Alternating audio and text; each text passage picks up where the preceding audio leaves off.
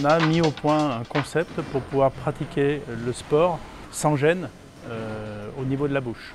Ce concept, c'est d'intégrer dans le masque une grille ultra légère qui permet de générer une cage de respiration pour éviter que le tissu qui lui est filtrant et qui est qualifié UNS1 vienne plaquer sur le visage quand on a besoin de respirer. Ce tissu extérieur, c'est la même famille de tissus que l'on utilise pour nos masques sanitaires, sauf qu'il est allégé pour être encore plus performant en termes de respirabilité.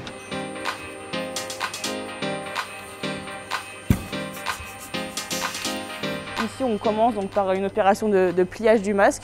Le masque, il arrive de façon dépliée par des coupes laser.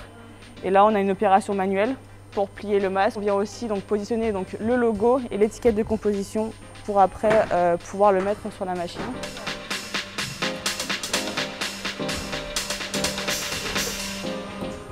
Le masque va avoir donc 4 étapes. Là, on va être sur une presse, on va venir positionner le logo. Il y a le carrousel qui va tourner. Ici, on va venir souder la petite grille qu'on vient insérer, ainsi que les élastiques. Ma mission, c'était de faire les réglages au niveau de la machine pour avoir un produit qualitatif, mais aussi de prévoir donc, les cadences de production et aussi les différents postes qu'il y a pour aller le plus rapidement possible pour produire davantage de masques. Ce masque, c'est le résultat d'un partenariat.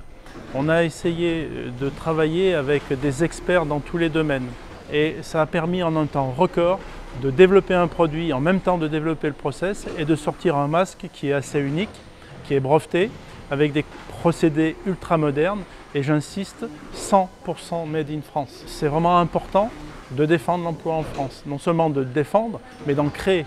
Ce masque va générer plus de 10 emplois. Et ça, c'est important. C'est vraiment fait chez nous, c'est une innovation. On est content que ça soit fait ici. On est content de les voir dans les rayons. Après l'effort qu'on aura fourni, comme on dit, pour les faire. Il faut bien être dans les coches, les plis, qu'il n'y ait pas de décalage. Salomon, qui est notre partenaire pour la commercialisation, ils ont prévu de le vendre 18 €. Il faut amortir l'investissement qui est significatif parce qu'il est de 400 000 €. Je pense que c'est nécessaire de redonner la possibilité aux sportifs de partir sur les terrains, de rentrer dans les salles de sport.